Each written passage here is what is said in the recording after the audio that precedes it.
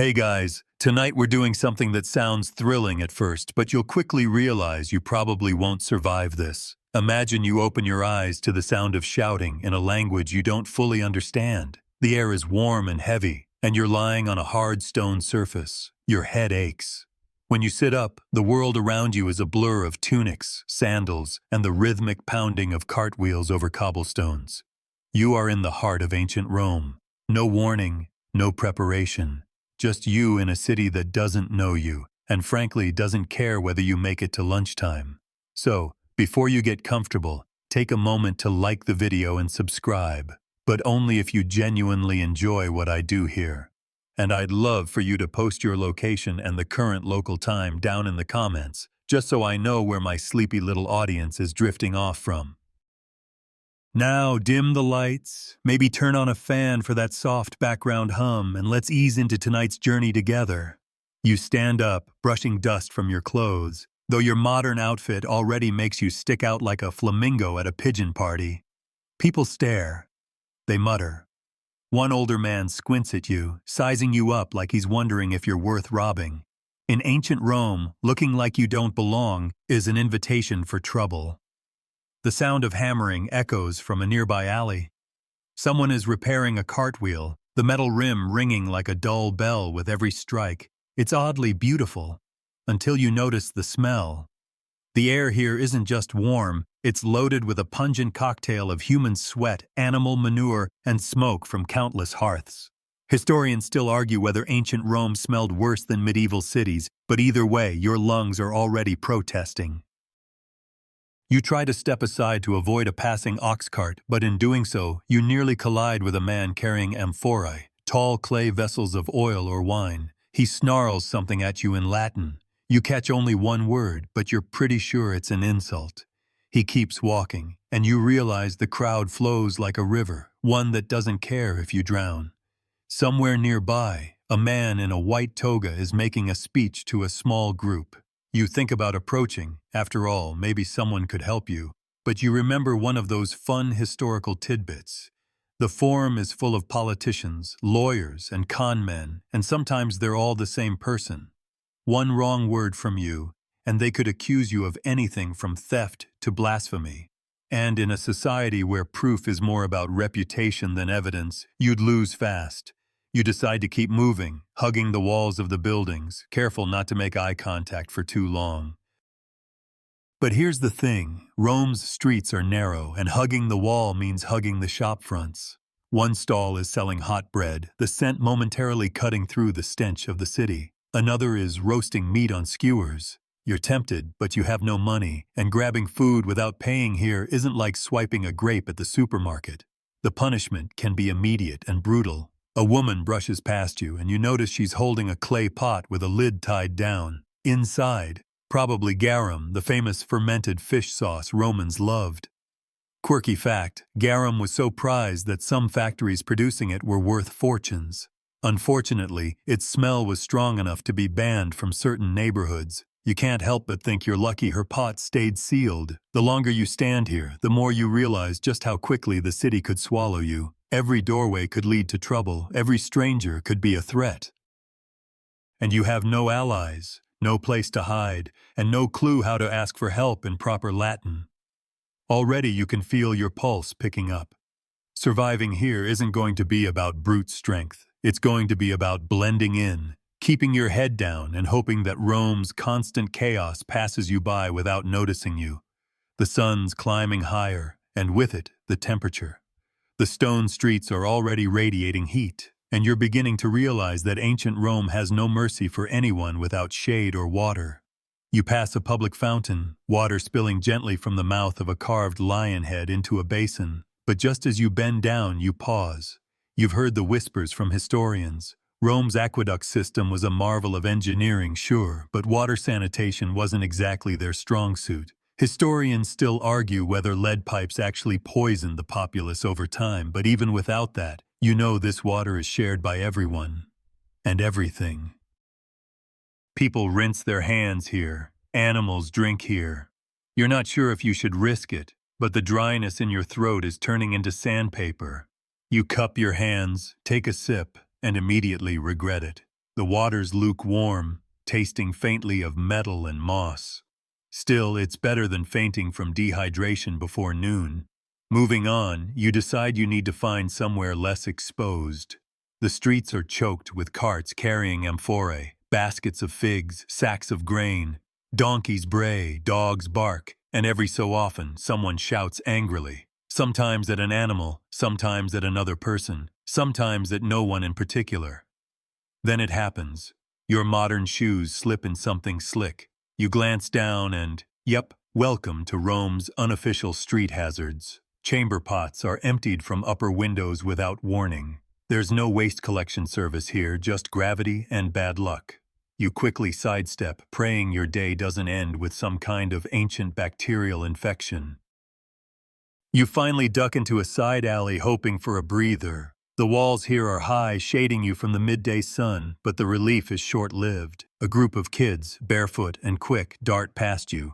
One bumps your hip, and you instantly realize your pockets feel lighter. You spin around, but they're gone, vanished into the labyrinth of back streets. Welcome to Rome's pickpocket problem. Quirky fact, street theft was so common that some wealthier Romans hired personal bodyguards just to walk to the market. With nothing to your name except the clothes you're wearing, you push onward. But now there's a new problem, your clothing itself. You can feel eyes on you. Romans wore tunics, togas, and sandals. Your jeans and t-shirt are like waving a bright flag that says, "I am not from here." Blending in, not happening. And without blending in, you're a walking target. The smell of baking bread reaches you again, this time stronger. Your stomach growls. You stop by a bakery where flatbreads are being slid in and out of a massive clay oven. You wonder if maybe, just maybe, you could trade something for food. But then you remember, you have nothing they'd consider valuable. Even your phone would be worthless here. A shiny brick with no signal, no magic. You press on toward the forum, hoping maybe a public gathering will hide you in the crowd. The open square is bustling, vendors hawking spices, people debating politics, priests leading small ceremonies. Marble statues stare down at you like silent judges. In the center, a group of men are shouting over each other about the latest tax edict. Historians still argue whether average Romans actually understood these speeches or just pretended to, but you're in no position to find out.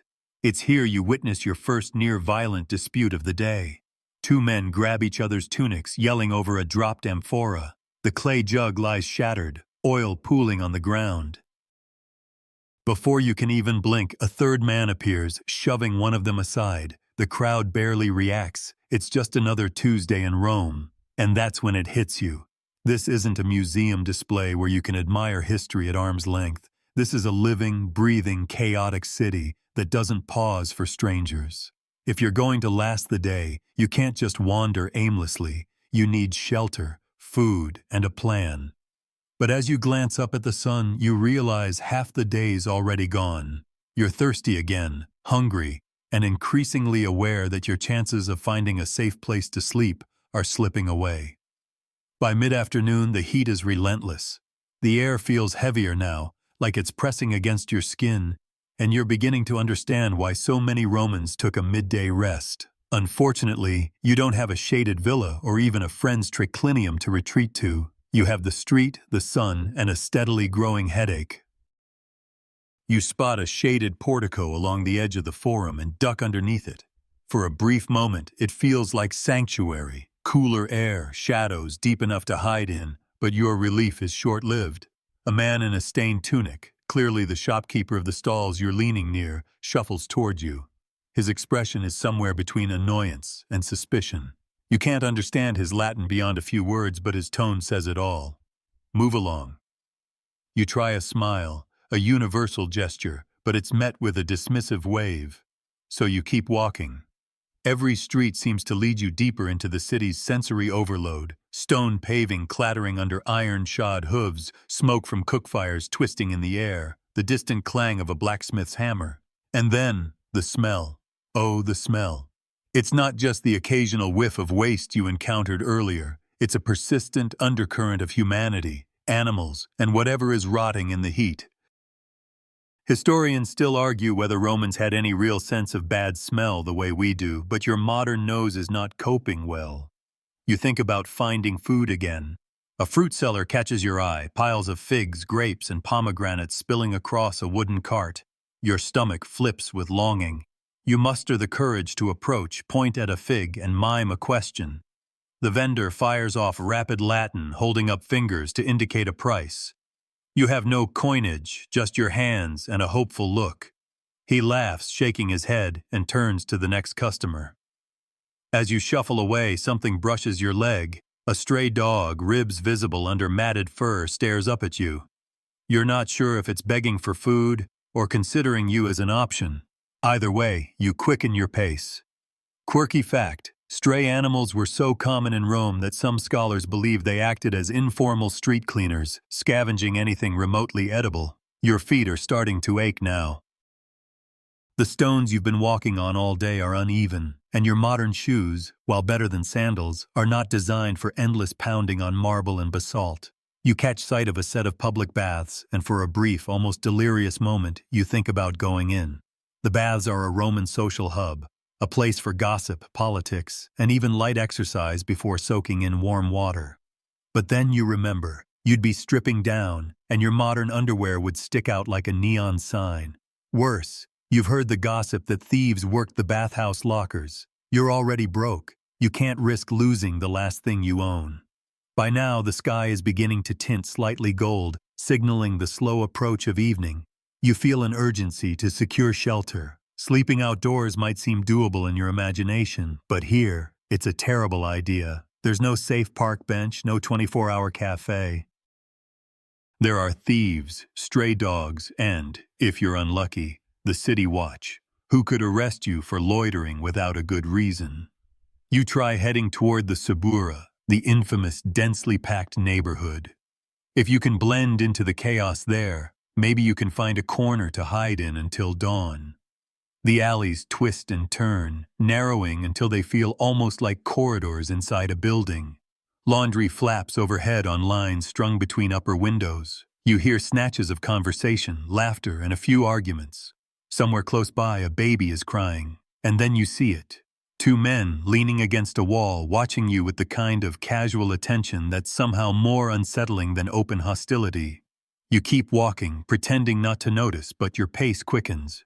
Historians still argue whether the Subura was truly a criminal hotbed or just the working-class heart of Rome, but from where you're standing, it feels dangerous enough. When you finally emerge onto a slightly wider street, you let out a breath you didn't realize you were holding, but your relief evaporates when you realize you've looped back toward the Forum. You've wasted precious time and energy, and you're no closer to finding shelter than you were an hour ago. The shadows are lengthening. Evening in Rome isn't necessarily cooler, it's just louder, with more drinking, more shouting, and more chances to get caught in the wrong place at the wrong time. And you've still got half the night to survive. The sun finally dips behind the rooftops, and for a brief moment the city feels almost beautiful. The marble temples catch the last orange glow, and the air loses its scorching edge. But the relief is short-lived. Rome after dark is not a place for the unprepared. Shadows stretch across the streets, and the cheerful chaos of the day begins to transform into something sharper. The daytime bustle of merchants and shoppers gives way to groups lingering in corners, voices low and quick. You can't tell whether they're friends swapping gossip or men dividing loot. Either way, they pause to watch you pass, eyes tracking every step. You remember reading once that Rome had a night watch, but it's not exactly a police force in the modern sense, more like squads of men who doubled as fire wardens and security, sometimes more corrupt than the people they were supposed to control. Historians still argue whether their main job was protecting citizens or protecting the property of the elite, but either way, you're not high on their priority list. Your hunger is gnawing now, sharper than before. In the dim light, you spot a smoky tavern with its door propped open. The smell of roasted meat drifts out, mixed with the sour tang of cheap wine. You hesitate, then peek inside. The place is loud, men slamming cups on wooden tables, a couple of dice games in progress. It's not welcoming, but it's food. You step in cautiously. A heavy-set man behind the counter glances up. He says something you can't understand, except for one word that sounds like as, bronze coin. You shake your head, trying to mime that you have no money, but the room's mood shifts instantly. A few patrons smirk, one laughs, and someone mutters something that sounds unkind. You back out, muttering an apology, and the laughter follows you into the street. Quirky fact: some Roman taverns had reputations for serving adulterated wine, sometimes cut with seawater to disguise spoilage. That's one less thing you have to risk tonight, though your empty stomach disagrees. The streets are darker now, lit only by a few oil lamps mounted on walls. Pools of light are scattered far apart, leaving long stretches of shadow. You keep to the edges, trying not to draw attention. In the distance, you hear the clash of metal, a blacksmith still working, or maybe a fight. A sudden burst of shouting makes you freeze. You can't see the source, but the voices are close enough to make your pulse jump. You head toward the river, thinking the open space might be safer. Instead, you find a row of warehouses, their doors bolted tight. The smell of the Tiber reaches you before the sight, muddy, fishy, and a little like decay. It's not exactly comforting, but at least it's quieter here. You lean against a wall, debating whether you could just stay put until dawn. Then, from the corner of your eye, movement. Two boys darting between crates. They're fast, silent, and they disappear into the shadows before you can even register if they noticed you. You suddenly remember. Riverfront areas are prime spots for thieves, smugglers, and others you'd rather not meet. Your feet ache, your throat is dry, and your nerves are fraying. You think about the modern world, bright streetlights, corner stores, a lock on your apartment door. Here, the night is an obstacle course, and you're running out of energy to navigate it. Somewhere in the distance, a dog starts barking, sharp and insistent. Another answers. Soon the sound echoes from multiple directions. Stray dogs form loose packs at night, scavenging, fighting, and sometimes attacking. You've got no stick, no food to throw, and nowhere to hide that wouldn't trap you. You force yourself back toward the busier streets, figuring more people means less chance of being singled out. But busier in ancient Rome after dark doesn't mean safer. It just means louder, drunker, and harder to read. A group of men stumble past, singing in slurred Latin. One of them nearly bumps you, turning to shout something you can't understand, but definitely don't like. You slip away before it becomes anything more. Historians still argue whether the city was more dangerous for outsiders at night or whether that's an exaggeration from ancient moralists. Right now, you're leaning toward the more dangerous side.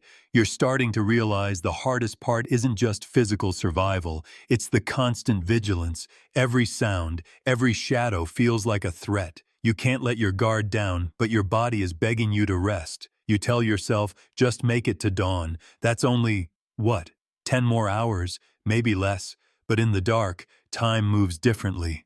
And you've still got no idea where you'll be when the city finally wakes. The night drags on, and you've lost track of the winding streets you've taken. Ancient Rome is a maze without street signs or maps, and in the dark it's worse. Your modern brain craves a GPS, but all you have are flickers of torchlight and the occasional landmark you think you saw earlier. You find yourself in a narrow alley with walls so close you could touch both sides. The smell here is stronger: stale beer, rotting vegetables, and something metallic.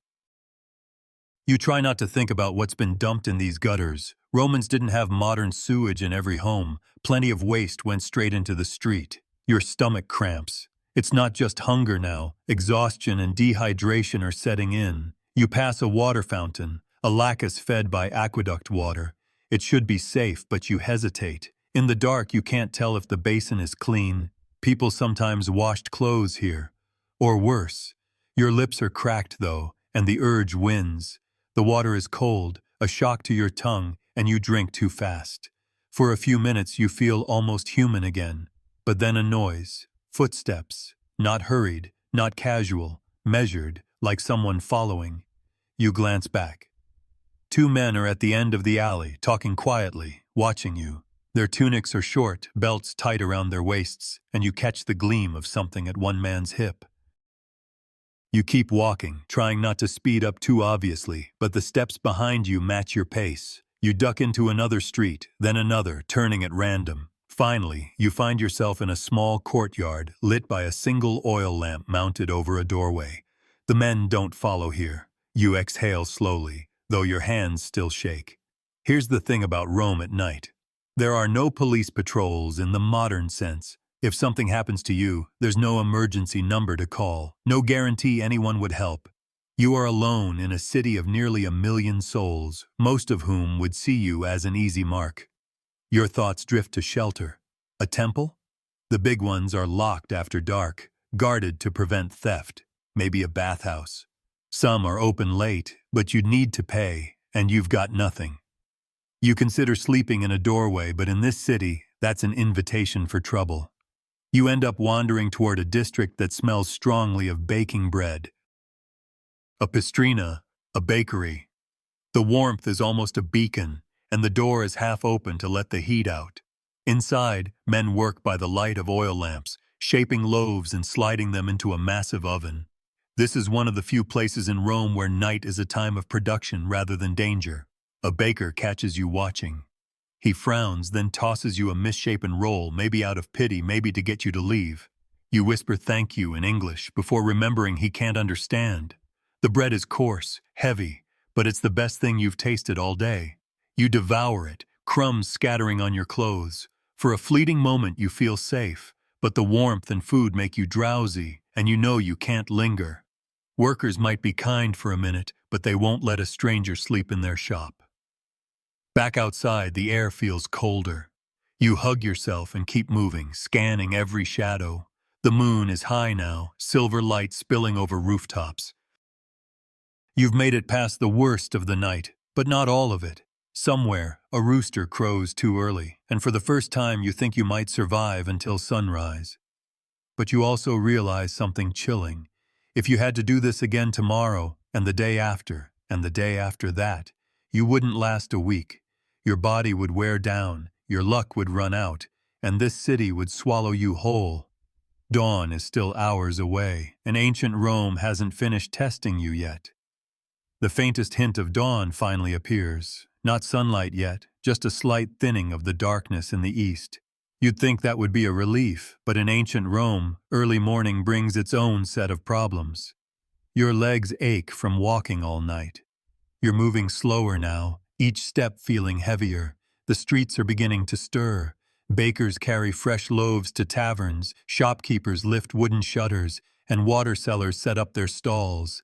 The air smells of bread, olives, and something else. A sharp, sour odor you can't place until you notice a man dumping the contents of a clay pot into the gutter. Urine. Perfect.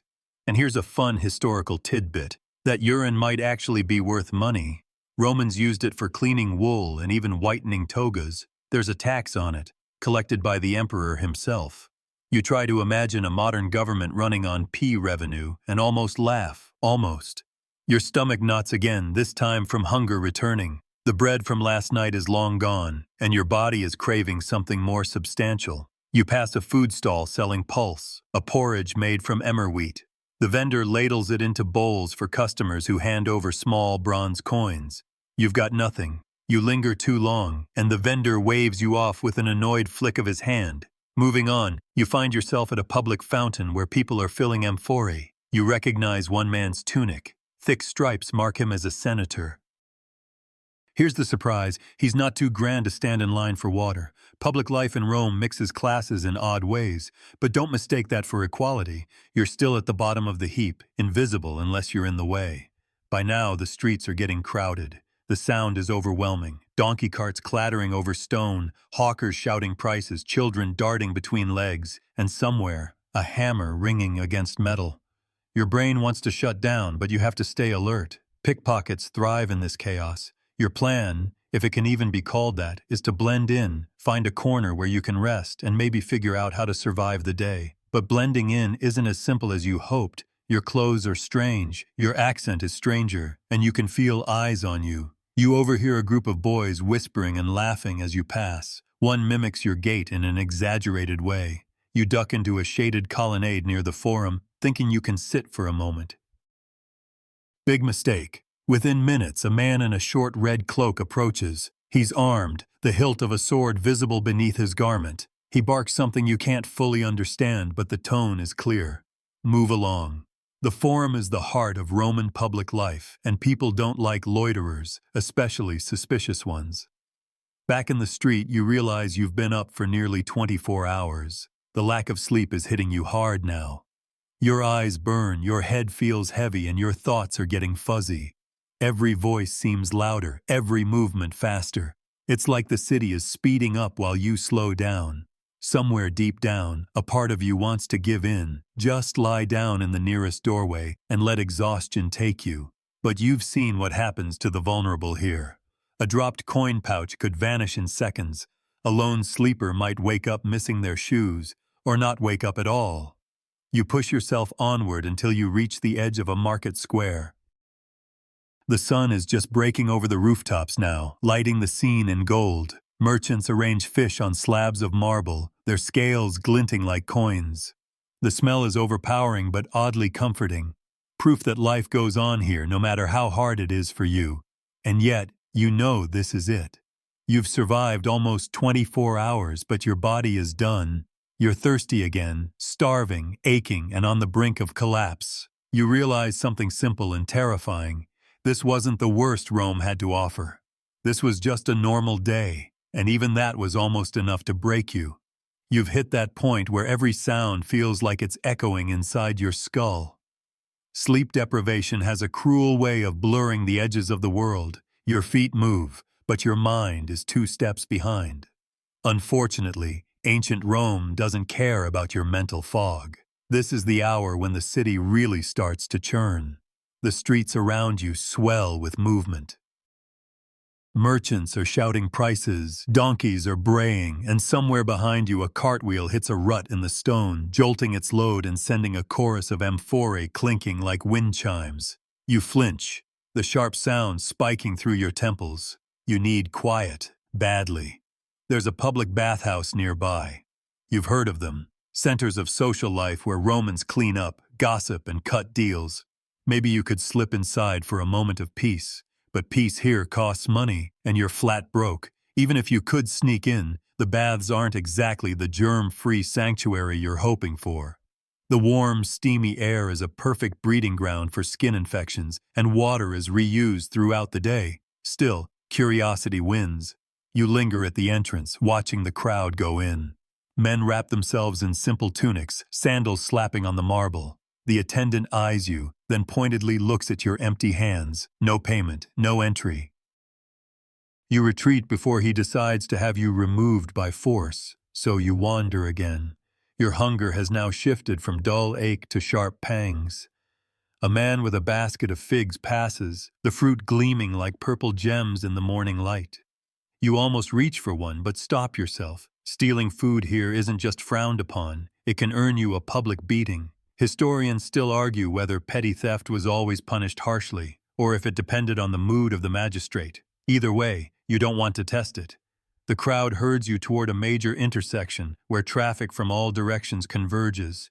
There's no traffic light, just a constant game of who moves first without getting trampled. You try to cross and nearly collide with a man carrying a live goose under one arm. The goose honks indignantly, startling you into the path of a cart. A team of mules swerves at the last second, the driver shouting curses that need no translation. Your heart pounds and you realize how dangerous simple movement is here. Roads are slick with refuse, carts don't slow down for pedestrians, and no one is watching out for you. Every step is a gamble. By midday, the heat begins to press down. Rome in summer is no joke. Stone streets absorb the sun and radiate it back at you. Sweat trickles down your neck, making the grime from the night stick to your skin. You pass a man selling watered-down wine from a clay jug, but when you hold out your hands, he shakes his head. You're not buying, you're loitering. You finally find a sliver of shade between 2 buildings and lean against the wall, closing your eyes for just a second. That second stretches dangerously. Your knees buckle and you catch yourself before sliding to the ground. You're too tired to even panic properly now. The thought creeps in. If you actually collapse, who would help you? Some might step over you, others might go through your pockets. And if a patrol finds you unconscious, you could be mistaken for a drunk or a vagrant and hauled off to who knows where. This city isn't built for the weak, the slow, or the unprepared. You can already feel your grip on the day slipping. The idea of just one more hour feels impossible. Rome hasn't even thrown its worst at you yet, and you're already almost done. The sun is now at full strength, glaring down on the city like it's personally offended by your existence. You try to keep moving because standing still makes the heat worse, but every street feels like it's funneling more sunlight straight at you. The glare off the pale stone buildings makes you squint until your eyes water. Then the smell hits. You've smelled bad things already today, but this is its own league. Somewhere nearby, a tanner's workshop is boiling animal hides in vats of foul liquid. The air is thick with the stink of rotting flesh mixed with whatever mystery chemicals the Romans are using to soften leather. You gag, turn down an alley, and instantly regret it. The alley is worse. There's a deep gutter running down the middle, sluggish with wastewater, human waste, and unidentifiable chunks. A skinny dog licks at the edge, and you swear you can hear it slurping. You back away, but the way you came in is blocked by a cart now. So you push forward, holding your breath as long as you can. When you finally emerge onto another street, you gulp fresh air, only to realize it's not really fresh. Rome's crowded streets are a constant churn of smoke from cook fires, sweat from bodies packed together, and the faint metallic tang of blood from the butcher's stalls. Historians still argue whether ancient Romans noticed their city's stench or simply considered it part of life. You, however, are very aware of it. Your stomach twists again. The combination of hunger and smell is making you lightheaded. You spot a vendor selling what looks like hot flatbread. Your heart leaps, but the vendor laughs when you ask the price. It's more than you have. He waves you off with a smirk, and you can't help but think he's charging extra just because you look desperate. You decide to head toward the Forum, thinking maybe the open space will feel less suffocating. Wrong. The Forum is a bustling hive. Politicians arguing, tradesmen hawking goods, slaves running errands for their masters. The heat here is magnified by the crush of bodies, and there's nowhere to sit unless you want to risk collapsing in full view of everyone. A group of children runs past, one of them bumping into you hard enough to make you stumble. You glance down just in time to see a smaller hand retreat from your side. Your pouch is gone. It was empty anyway, but the humiliation stings. You whirl around, but the kids have melted into the crowd. You're starting to understand why Romans wore their money tucked deep in their tunics. You think about water again. You see a public fountain, cool, clear water trickling from a carved stone spout. You hurry over, cup your hands, and drink greedily. The taste is fine, maybe even refreshing, but in the back of your mind you remember, Rome's aqueducts share water between fountains, baths, and even some latrines. Historians still debate how clean it actually was. You decide not to think too hard about it, but now you're tired, hungry, overheated, and carrying nothing of value, not even the illusion that you're safe. The idea of surviving until nightfall feels less like a challenge and more like a bad joke. Rome isn't trying to kill you outright, it's just wearing you down one small misery at a time, and that, you realize, might be worse. You tell yourself the worst of the day must be over, but Rome has other plans. The crowd seems to thicken with every step, and the noise rises to a constant roar. Shouts from vendors, clattering cartwheels on stone, clanging hammers from smithies, the occasional bray of a donkey. It's all blending into a single grating wall of sound. Your ears are ringing when you pass a cluster of men gathered around a street performer. He's balancing on a narrow beam, flipping knives in the air. For a moment, you forget your hunger and lean in to watch. Then a loud snap jolts you. The beam breaks, the man tumbles, and one of the knives skitters to the ground inches from your foot. Everyone laughs. You take the hint and back away. Somewhere nearby, an argument is brewing. Two men in togas are shouting at each other in Latin so fast you can't catch more than a few words. The tone, though, is clear. It's about money. One shoves the other, and suddenly the bystanders are all leaning in. Rome loves a fight. You edge around the crowd, hoping not to get noticed, just in time to see a fist swing wide and hit an innocent onlooker.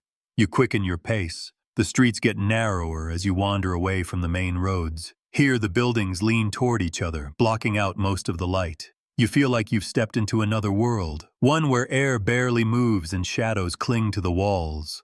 Somewhere above, laundry flaps between windows, but it's so grimy you're not sure it's actually cleaner than before it was washed. You spot a bakery with an open doorway, the smell of fresh bread spilling out like a promise. Your stomach growls so loudly you're sure the baker hears it. Inside, a young apprentice pulls a loaf from the oven, and for one glorious second, you imagine sinking your teeth into it. But the baker shakes his head when you ask the price. It's steep. You consider offering to work for food, but your Latin is too rough to make a convincing pitch.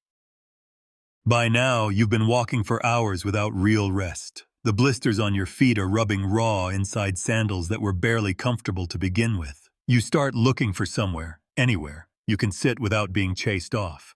But benches are for the wealthy and steps are crowded with people who look like they live there. You find a spot in a doorway and lean against the wall, but the owner emerges almost immediately to shoo you away. Your thirst returns. You spot another fountain, this one decorated with a carved lion head. You hesitate, remembering that aqueduct water might mix with runoff from baths or even public toilets. Historians still argue whether the lead pipes in Rome's system caused health issues over time. You shrug. If you're only here for a day, it probably won't kill you. Probably. You drink again, then notice a group of rough-looking men lounging nearby. One of them watches you a little too closely.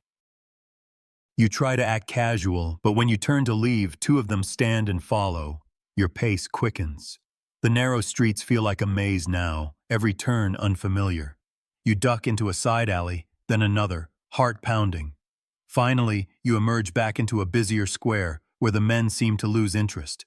That's when it hits you. This isn't just about food, heat, or bad smells. In Rome, if you're not someone, you're no one, and being no one is dangerous. Without connections, wealth, or a place to hide, you're an easy target. And there are still hours left before nightfall. The sun has begun to tilt westward, but somehow it feels hotter. The stones under your feet radiate heat like an oven tray, and the air is thick enough to chew. You duck into a shaded colonnade, hoping for relief, but the breeze here is non-existent. Instead, the air smells faintly of sweat, oil, and something sharper.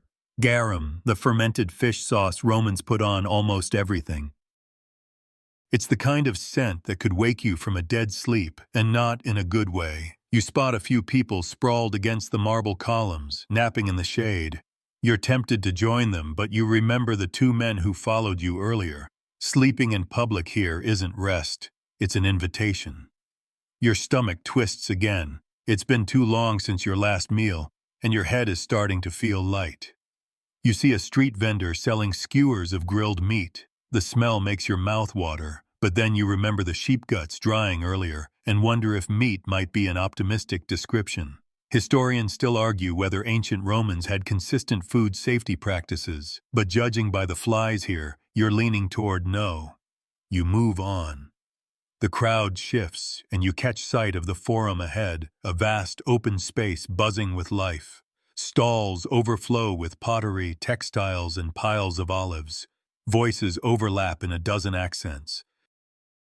You almost forget how miserable you are, until you step into the square and realize there's no shade at all. The sun beats down like it's personally offended by your existence. You pass a man delivering an impassioned speech to a group of listeners. His toga is immaculate, his gestures dramatic. You can't understand all the words, but you catch enough to guess he's railing against political corruption. The listeners murmur and nod, though a few roll their eyes. You smirk. Some things never change. A sudden shout snaps your attention to the far side of the square. A pair of slaves are being marched past, their ankles bound with rope. The crowd parts around them, some jeering, others indifferent.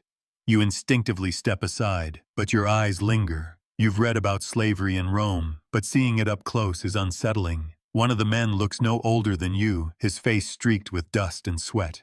You move away quickly, heart heavy. And then you notice the heat is making people restless, irritable. Two market sellers are yelling about stolen goods.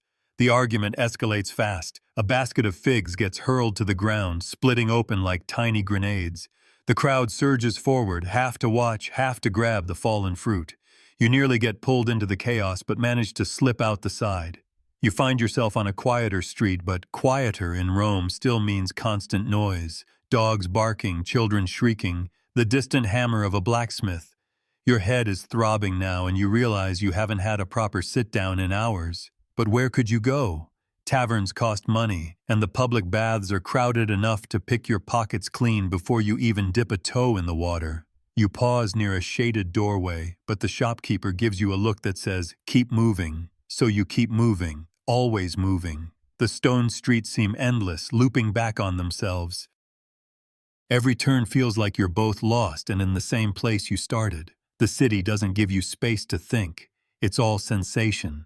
Heat pressing in, voices overlapping, the cloying tang of fish sauce, the sharp kick of urine in a shadowed corner. You feel like a tiny cog in an unstoppable machine, and the machine doesn't care if you're hungry, tired, or lost. And still, night hasn't even arrived. You finally stumble into a slightly quieter alley, but the relief is short-lived. The walls are close together here, trapping the heat like a brick oven. Your shirt clings to your back and sweat trickles down your neck. You glance up at the strip of sky overhead, pale blue, with the sun glaring down like it's in a personal grudge match with you. Your legs ache. You'd give anything for a drink of cool water, but the only fountain you pass has a couple of kids splashing their hands in it, and a dog lapping from the same basin. Historians still argue whether Roman public fountains were safe to drink from, but given the city's sewage issues, you decide to pass. You imagine future you explaining dysentery to modern friends. "Oh, it's from that time I drank puddle soup in ancient Rome. No thanks." The street opens up to a small square where a cluster of people gather around a man holding a large board. He's reading aloud. News, decrees, maybe gossip about senators' latest scandals. The Roman postal service isn't for ordinary citizens, so public announcements are how most people stay in the loop. You catch a few words about taxes and grain shortages before the crowd surges forward, blocking your view. You edge away, but now there's a new problem: the smell. A cart is being wheeled past, loaded with hides from the tannery. The stench of animal fat and chemicals punches you in the face so hard you instinctively hold your breath. The tanner doesn't seem to notice. His nose probably gave up years ago. You duck down another alley to escape, but now you're in a maze of laundry lines, with tunics flapping overhead like lazy seagulls. You pass a woman pounding grain in a mortar, rhythmically, endlessly. The sound is almost hypnotic, until her kid runs by holding what you think is a dead rat by the tail. He's grinning like it's a prize. You sidestep fast, trying not to think about where that thing was before it ended up in his hands. Hunger's clawing at you now. Your stomach makes a noise loud enough that a passing man glances over. You try to walk casually, but the truth is, you're fading. You need food, anything, but every vendor you pass either smells questionable or looks at you like you're about to shortchange them. You realize that in a place where every bite is precious, outsiders are low on the priority list. You turn onto a busier street and suddenly the noise hits again. Metal clanging, sellers hawking goods, a donkey braying like it's auditioning for an opera. You pass a man roasting chickpeas over a small brazier. They smell decent, but he wants a coin you don't have. He shrugs when you walk away, tossing a few to another customer without a second thought. And then you hear it. A low, rhythmic rumble. At first you think it's thunder, but the sky is clear. The sound grows louder, closer. People start stepping aside. You follow their lead just in time to see a line of ox carts rolling through, their wheels grinding against stone. They're hauling massive stones for construction, each one easily bigger than you. The drivers shout at pedestrians to move, and you realize this is a city where getting run over is a genuine daily hazard. When the carts pass, the crowd closes in again, and you're swept along like driftwood in a current. You try to push against the flow, but it's useless. Finally, you spot an open doorway and duck inside. It's dim and cooler here, some kind of workshop. Clay pots line the walls, half-finished sculptures on tables. The craftsman barely glances at you before going back to chiseling a marble bust. For a moment, the sound of the tool tapping against stone is soothing, steady. You could almost fall asleep standing here, but you know you can't stay. You step back outside, into the glare, into the noise, into the endless churn of ancient Rome. You're starting to understand something. Survival here isn't just about food, water, or safety. It's about endurance against heat, smells, noise, the sheer density of life pressing in from all sides. And with every step, you feel your endurance wearing thinner. By now, your sandals, if you can even call them that, are rubbing your feet raw. Every step feels like you're walking on hot gravel. You try to shake it off, but fatigue is setting in fast. It's only midday, and you're already wondering how you'll survive until nightfall. Your next challenge comes in the form of a bustling marketplace that seems to have no boundaries. Stalls spill into the streets, merchants shouting themselves hoarse, the air thick with the mingled aromas of fish, spices, and, less pleasantly, unwashed bodies. You're jostled left and right, and every time you pause, someone tries to sell you something. Dates, olives, a suspiciously gray hunk of meat. A cheerful vendor waves a tray under your nose. Best garum in the city, he insists. You know garum is fermented fish sauce, a Roman staple, but one whiff tells you this batch has been fermenting far too enthusiastically. Historians still argue whether all garum tasted this intense, or whether some vendors were simply cutting corners. Either way, your stomach warns you to keep walking. You squeeze past a table of figs, only to have a kid dart in front of you and snatch two before disappearing into the crowd. The seller shouts, but it's half-hearted. This is probably the 10th time today. Petty theft here isn't rare. It's just part of the background noise. Then you hear the faint metallic rattle of coins. Two men are haggling over a small clay jar, their voices rising. One accuses the other of shortchanging him, and suddenly, fists are involved. People glance over but don't intervene.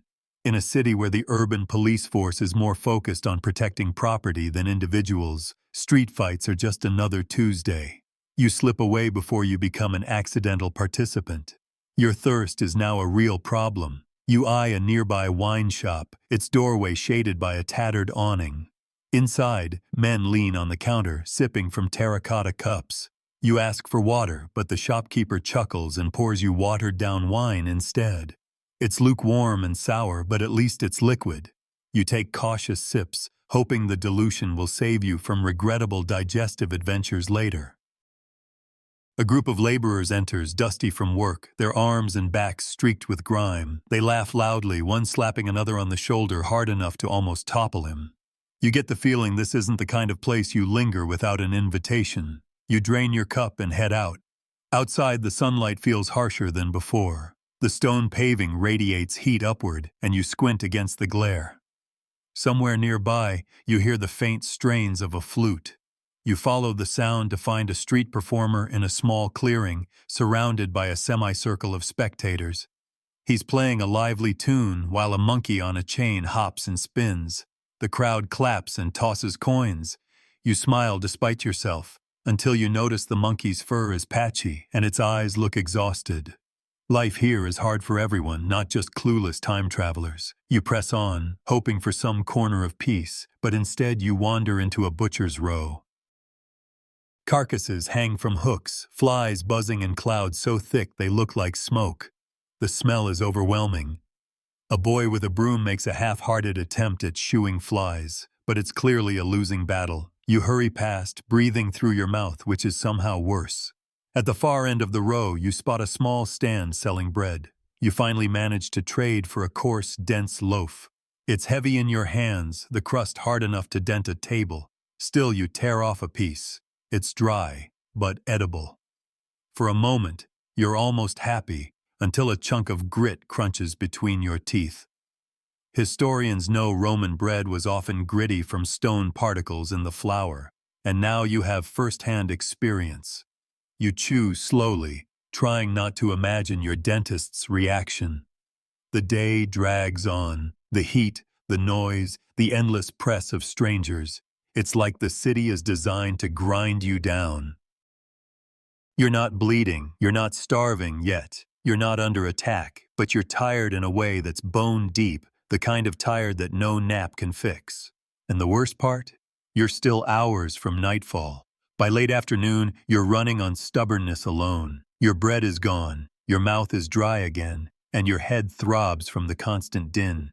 You decide to head toward the outskirts, hoping for cooler air and fewer elbows. The main roads are wide and paved, but the side alleys are a different world, narrow, uneven, and shadowed by tall insulae, apartment blocks that lean just enough to make you uneasy. Laundry flaps overhead, dripping water, or at least you hope it's water, onto the street below. The smell changes here. Less fish and meat, more mildew and human waste. A group of children races past, barefoot and shouting in Latin you can't quite follow. They vanish around a corner, and seconds later you hear the unmistakable splash of a chamber pot being emptied from an upper window. It misses you by a meter, but the warning shout, caveat, comes too late. You flatten yourself against the wall until it's safe to move. The air feels heavier out here, as though the buildings are trapping not just heat, but the city's collective exhaustion. You pass doorways where women sit mending clothes or peeling vegetables, their hands moving automatically while they gossip. Some glance at you with mild suspicion. You're an unfamiliar face in a neighborhood that knows its own. Your plan to head toward the edge of town quickly hits a snag. You've been here long enough to realize that without a clear landmark, all the streets blur together. Rome's urban layout wasn't exactly built for intuitive navigation. You try to follow the sun, but the maze of alleys keeps turning you around. And then, like a cruel joke, your stomach growls again. Bread was never going to be enough. You remember the street with the rat carcasses earlier, and for a fleeting, shameful moment you wonder if they were that bad. You shake the thought away, but it lingers. A sudden commotion pulls you forward. You find yourself in a small square where a group of men are gathered around a makeshift platform. A speaker in a clean white tunic is addressing the crowd, gesturing wildly. You catch enough Latin words to piece together the gist. He's railing against rising grain prices, accusing local officials of corruption. The crowd shouts approval, some waving their arms. Then, as quickly as it began, soldiers appear. Not the polished Praetorian Guard, these are city watchmen armed with clubs and short swords. They push through the crowd, not particularly gentle about it. The speaker disappears into the crush, and the men near you suddenly seem very interested in walking away. You take the hint. By the time you slip down another alley, the light has shifted. Shadows stretch longer, the sun dipping toward the horizon. You can almost feel the city changing gears. Daytime commerce is giving way to evening leisure and evening dangers. You're still lost, still tired, but you're beginning to think that making it through the night might be an even bigger challenge than surviving the day. The noise from taverns grows louder, punctuated by bursts of laughter and the clatter of dice. A dog barks somewhere, then yelps like it's been kicked. Your goal is simple now. Find somewhere, anywhere, to hole up until morning. Unfortunately, in ancient Rome, safe is a relative term. Night in ancient Rome is not a polite dimming of the day. It's a sudden shift in tone, as if the city has shrugged off its daytime mask and let something wilder peek through. The fading light gives way to a murky darkness. No street lamps, no gentle glow from shop fronts, just a scattering of oil lamps in windows and the occasional torch sputtering outside a tavern. Your eyes struggle to adjust. The alleys you wandered earlier feel narrower now, the shadows deeper. The air cools slightly but carries a new set of smells. Smoke from cooking fires, cheap wine, human sweat that's had all day to ripen. Somewhere close, someone is roasting meat, and your stomach knots with fresh hunger. You remind yourself that this isn't your city. You don't have friends here, you don't have a home here, and you definitely don't have the luxury of strolling around at night like you own the place. Rome after dark belongs to three main groups: people with guards, people looking for trouble, and people who are trouble. You are none of those. A loud argument spills from a nearby doorway. A man bursts out, clutching his side, followed by two others with the kind of faces you've seen in cautionary tales. They don't chase him far, but their laughter is worse than anger. It's the laughter of people who know the city will hide whatever they've done. Historians still argue whether Rome's night watch was more symbolic than effective, but tonight, you're leaning towards symbolic. You keep moving, hugging the walls, avoiding the open squares. Occasionally you pass someone carrying a torch, the flickering light making their shadow dance along the brick. It's unsettling. Every shape feels like it's reaching for you. You consider spending the night under an aqueduct arch. Shelter, right? But then you remember the rats. Not cute little modern city rats. These are bold, sewer-hardened creatures with no fear of humans. The thought of trying to sleep while they skitter over your feet is enough to send you walking again. Eventually, you stumble upon a small shrine in a recessed niche. It's dedicated to some household deity, Lares or Penates maybe, and someone's left a few offerings, a clay cup of wine, a small loaf of bread. Your moral compass flickers briefly, but the bread is clearly stale, and you can't bring yourself to touch it. Besides, you've survived this long without angering the gods. Now's not the night to start. The real problem now is fatigue. You can feel your steps slowing, your mind blurring. The city's noises become more abstract. Snatches of song, the crack of dice on wood, a woman's sharp laughter, a distant cry you can't place.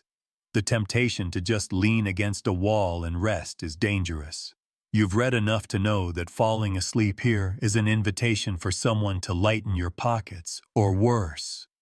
Then you hear it, a slow, deliberate set of footsteps behind you, not close enough to be in your space, but close enough to match your pace when you speed up. You don't look back. Every story you've ever heard about predators says not to show fear. Instead, you duck suddenly into a side alley, winding left and right until the sound fades. You've lost your follower, but you've also lost your sense of direction entirely. It's pitch black now, save for the occasional glow from an upper window. You try to piece together the layout in your mind, but the city has turned into a labyrinth. At this point, survival isn't about comfort, it's about staying unnoticed until the sun rises. You find a narrow space between two buildings, just wide enough to sit with your knees tucked in. You settle in, pulling your tunic tighter, trying to ignore the scratching sound somewhere nearby. Rome's heartbeat slows in the early hours, but it never truly sleeps. Neither can you. The first hint of dawn is not light, it's smell. Somewhere in the distance, the day's first bread is baking, the scent drifting through the cold air like a reminder that life moves on, with or without you. Your body aches from sitting wedged between two walls all night. Every muscle feels as though it's been pressed into stone, because it has. You unfold yourself stiffly, blinking at the faint gray sky above the rooftops. The streets are still mostly empty, except for the early risers, bakers hauling sacks of flour, farmers bringing produce in from the countryside, and the occasional cleaner sweeping yesterday's filth into the gutter. You're starving now, and the scent of bread is torture. In the modern world, you just buy a loaf, maybe with a coffee on the side. Here you have no coins, no connections, and no way to explain yourself without sounding suspicious. Still, hunger makes you bold. You drift toward the bakery. The baker's apprentice, a boy who can't be older than 12, is already stacking warm loaves on a wooden shelf. They steam in the cool air, their crusts golden, the smell maddening. You hover, pretending to study the street, but the boy notices, his eyes narrow. He's seen your type before, outsiders with empty stomachs and no denarii. You don't even get the chance to speak before he barks something sharp and gestures you away. You retreat, cheeks hot, but your mind is already spinning for alternatives. A water seller sets up his cart nearby, pouring from a clay jar into smaller vessels. The water is free, technically, but the vessels aren't. You crouch by a public fountain instead, splashing your face with cold water that shocks you fully awake. The taste is questionable. Historians still argue whether the aqueduct water was safe without boiling. You decide it's better not to think about it. Your stomach growls again. You remember hearing about Rome's street food stalls, thermopolia, places where you could get cheap stews or bread. You find one not far from the market, a narrow counter with bubbling pots and the smell of lentils and garum. You don't need to ask the price. You can tell by the way the owner sizes you up that you can't afford it. That's when you notice a man dropping a crust of bread on the ground for a stray dog. The dog gets there first, but you're not proud enough to pretend the thought didn't cross your mind. The city is fully awake now. Carts rattle over the cobblestones, shopkeepers shout about their wares, and the smell of fresh herbs mixes with the far less pleasant aroma of manure. You're swept along with the crowd toward the Forum, the city's pulsing civic heart. The Forum in the morning is chaos. Merchants, lawyers, pickpockets, politicians, and gawkers all jostling for space.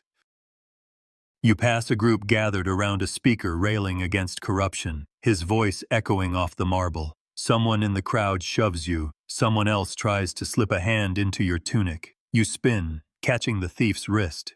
He grins, shrugs, and melts away. You can feel your energy draining. Between the lack of food, the tension of the night, and the constant press of strangers, every nerve is frayed. The thought of lasting another 12 hours here seems absurd. You duck out of the Forum and follow your nose to a quieter street. There's another shrine here, this one with a small group offering fruit and bread. For a moment you consider joining in, pretend you're part of their devotion and snag something to eat. But before you can, one of the worshippers turns, and you see the knife at his belt. It's not for ceremonial use. Everywhere you turn, there's a cost to survival. Either you risk theft, violence, or offending the wrong people, and the sun's barely up.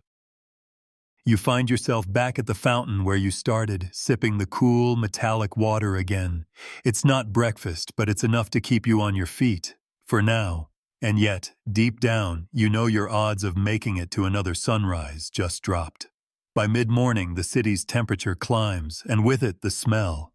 Ancient Rome's beauty is legendary, but it's not a postcard. It's a living, breathing thing, and sometimes it reeks like a dying animal. The streets are a stew of human sweat, horse dung, rotting vegetables, and fish guts from yesterday's market. In the sun, it all warms into a pungent cloud that clings to your clothes and your hair. Every step is a reminder you're not in the modern world anymore. There's no deodorant, no showers, and no garbage trucks coming to save you. Your hunger's turned into a low, constant ache, making you lightheaded. You pass a group of workers eating lunch, bread dipped in oil, olives, maybe a sliver of cheese. One of them catches you staring and mutters something to his friend. They laugh. It's not a friendly laugh. You force yourself to keep walking, but the heat is sapping your strength. Every shady spot looks like a potential refuge. You end up sitting on a stone step outside what looks like a small shop selling pottery. The owner eyes you suspiciously from inside. You're starting to realize that in this city, anyone who isn't working, buying, or selling is automatically suspicious. A sudden commotion draws your attention. A pair of men sprint past, one clutching a bag. A heartbeat later, a third man comes after them, shouting for help. You look around, but no one moves to stop them. Here, if it's not your problem, you keep it that way. That lesson is hammered home minutes later when you wander into a narrow alley to get away from the crowd. Two men are there, and both turn as you enter. Their eyes lock on you, then on the small leather pouch you found earlier that morning, your one pathetic attempt at carrying something that looks like you belong here. You don't wait to see what happens next. You back out slowly, heart pounding, then blend into the nearest group of people. You've never been so grateful for a crowd. Desperate for food, you finally decide to risk a gamble, following your nose to the riverside where fishermen are cleaning their catch. A pile of discarded fish heads lies in the gutter, swarming with flies. It's revolting, but you also know that cooked long enough, fish head soup can keep you alive. You reach for one, trying to be discreet, but a fisherman sees you. "Get out of here," he barks, brandishing his gutting knife. You drop the head and back away fast. The other fishermen laugh, but it's the kind of laughter that says they might throw you in the river next. By early afternoon, the sun is a hammer and the streets are an anvil. Every surface radiates heat. You stick to the shadows where you can, but there aren't many. There's no bottled water, no vending machines, no air conditioning, just grit, sweat, and the endless press of people. It's in that haze of heat and hunger that you understand the real danger of Rome. Not a single dramatic threat, but the slow grind of exhaustion, dehydration, and malnutrition. Your modern body, used to clean water and steady meals, is already failing. You wonder how long it would take before illness sets in. Days, maybe less. And then you hear it. The sharp, unmistakable sound of sandals slapping stone growing louder. You glance over your shoulder and see two men in leather armor, with short swords at their hips, making their way down the street. They're not running, but they're looking at faces, searching. You don't know if they're looking for you. You don't care. You melt into the nearest doorway, heart pounding, and wait for them to pass. When they do, you slip out the other way, deeper into the maze of streets, the sun beating on your neck, the taste of warm, metallic water still lingering on your tongue. You've made it halfway through the day. Barely. The night is still waiting for you. The sun finally dips toward the horizon, and with it, the city changes. You'd think cooler air would bring relief, but the transition is unsettling, like watching a polite dinner party turn into a back alley brawl. Shadows stretch long, swallowing alley mouths and doorways.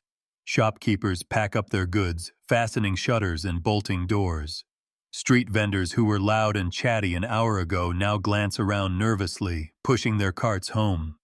The daytime chaos of Rome has its dangers, sure, but the night belongs to another breed entirely. You feel the shift in the air, not just in temperature, but in tension. It's the same in every city, modern or ancient. The honest folk vanish, the predators come out.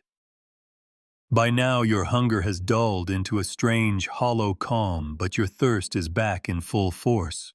The only water source nearby is the Tiber, which in the fading light looks more like a sluggish ribbon of liquid tar. Historians still argue whether people drank directly from it or only used it for washing, but one sip and you're pretty sure your intestines would file an immediate complaint. Instead, you find yourself drawn toward a flicker of torchlight at the edge of a market square. A group of men is huddled around a dice game, coins glinting in the firelight. The temptation hits you hard. Money means food, maybe shelter. But you quickly remember you don't actually know the rules, and that ancient Roman gambling dens had a reputation for ending in knife fights over as little as a loaf of bread. You back away, choosing instead to hug the wall and move with the slow trickle of pedestrians. You overhear snatches of conversation, whispers about a tavern brawl near the Subura, a grain shipment delayed at the port, and something about a runaway slave. The last one makes you instinctively glance down at your own clothing. You look too clean to be a laborer, too scruffy to be wealthy. In this city, that's not a safe middle ground. The streets narrow as you wander into the poorer districts. Wooden balconies lean precariously overhead, dripping water, or something less pleasant, onto the street. You keep your head down, but out of the corner of your eye you catch someone watching you from an upper window. Then the first catcall comes, a drunken voice in Latin, the words half slurred but the tone unmistakable. You ignore it, but another joins in, closer this time. Footsteps follow. You don't run. Running makes you pray.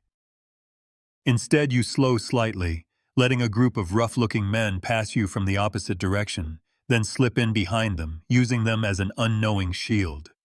The pursuing footsteps fade. It's a small victory, but it doesn't last.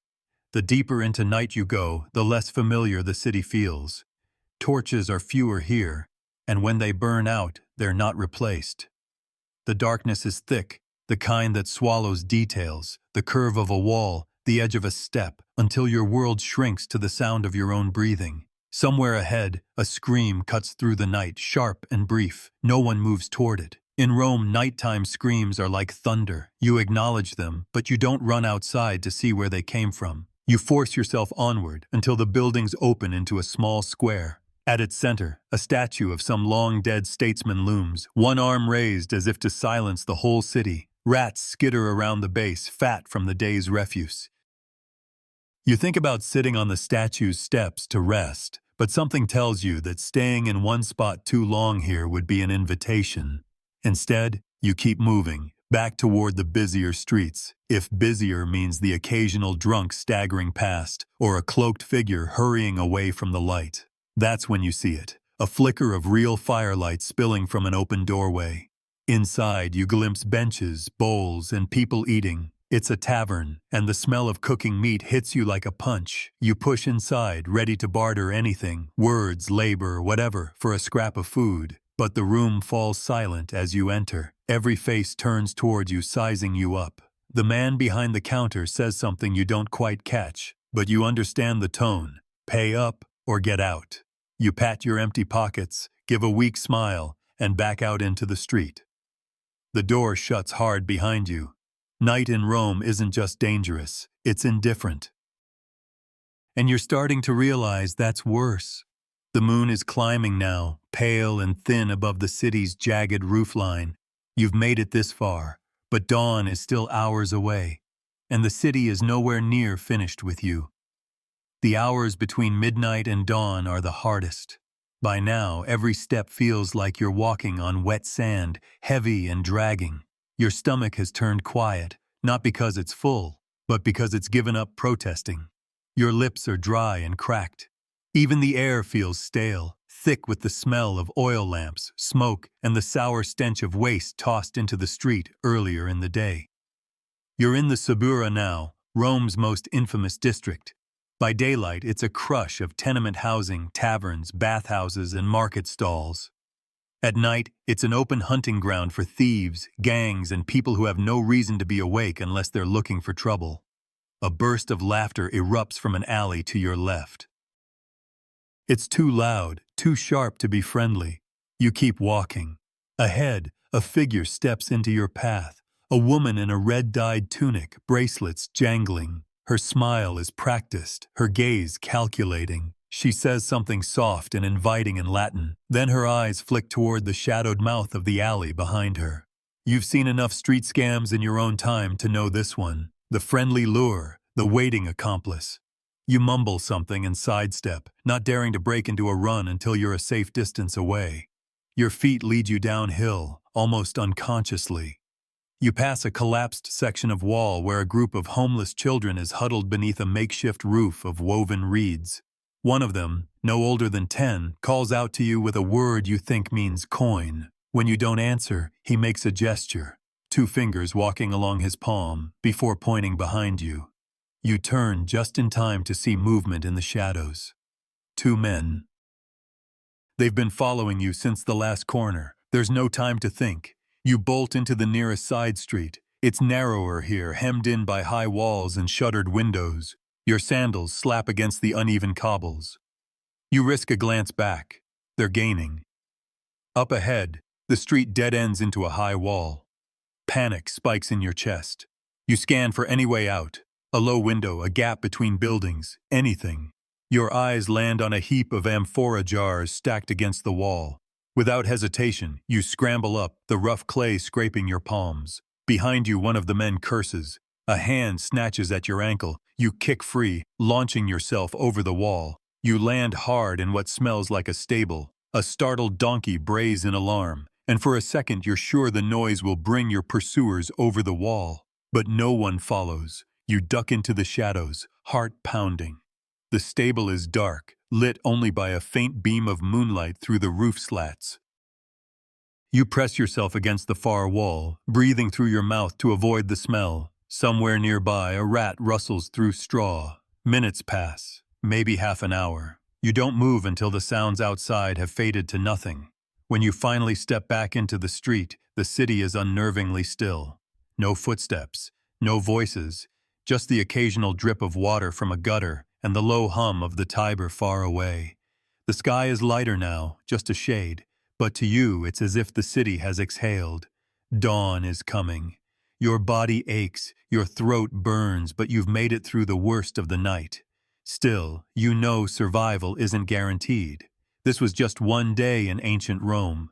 One day and already you've been hunted, starved, and nearly cornered. Tomorrow would be worse. In fact, you're starting to realize that for most people here, there is no tomorrow. Only a series of todays you're lucky to get through alive. And in this city, luck runs out fast.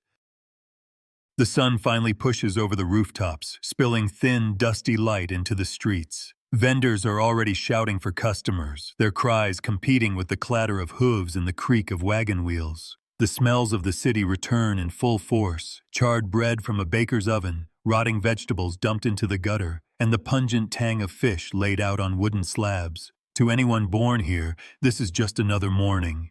But to you, it feels like waking up inside a war zone where the enemy is everything. The food, the water, the strangers, the laws, the diseases. Your muscles ache as if you've marched for days. The thin soup you manage to buy from a street stall barely dents your hunger. Every coin you spend makes your stomach sink. You have no idea how you'll replace it, and your modern knowledge of getting a job means nothing here. You think about the past 24 hours. You've been nearly robbed, chased, tricked, starved, and exposed to more bacteria than your immune system has ever known. You've had to sleep in stables and run from gangs. And this is without being drafted for labor, accused of a crime, or caught in one of the random fires that sweep through Rome's crowded districts. The truth hits you hard. This city isn't built for you. It's not even built for its own people. It just grinds them down more slowly.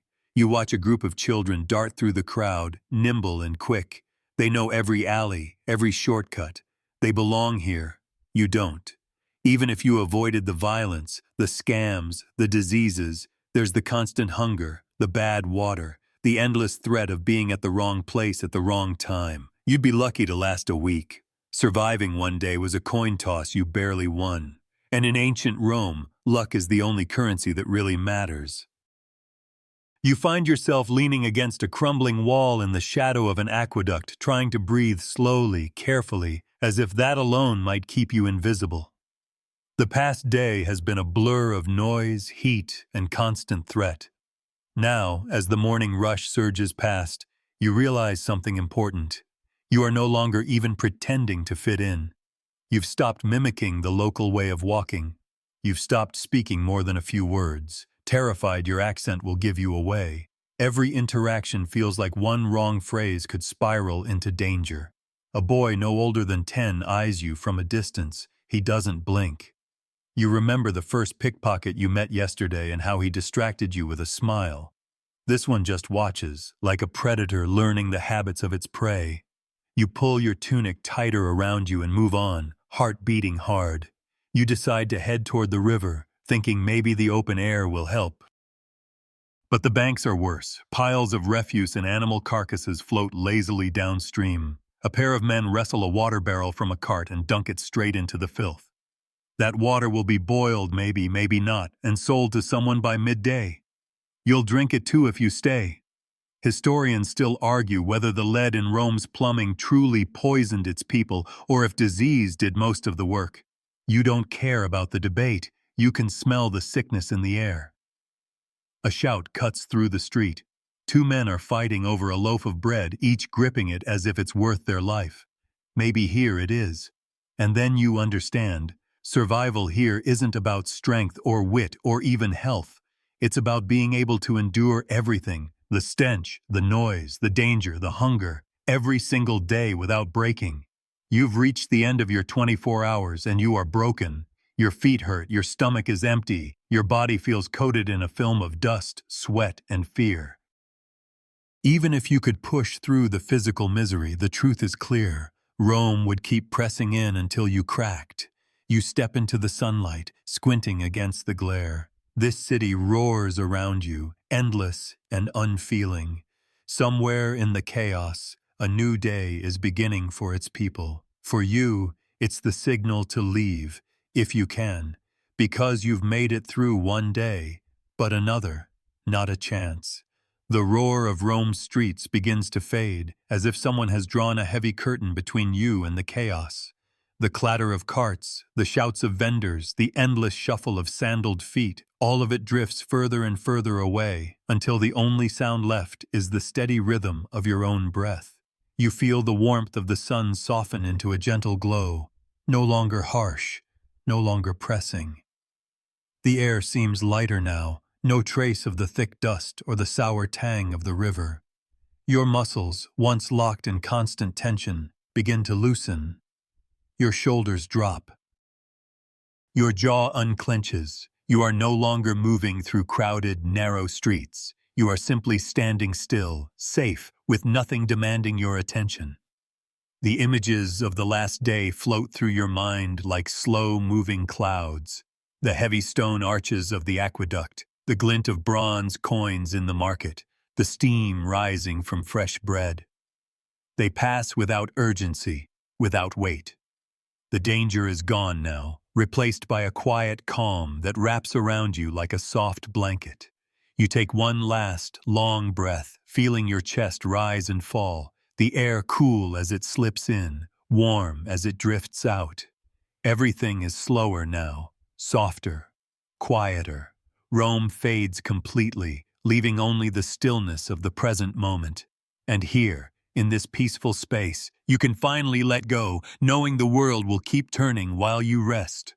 Sleep well, traveler. You've made it home.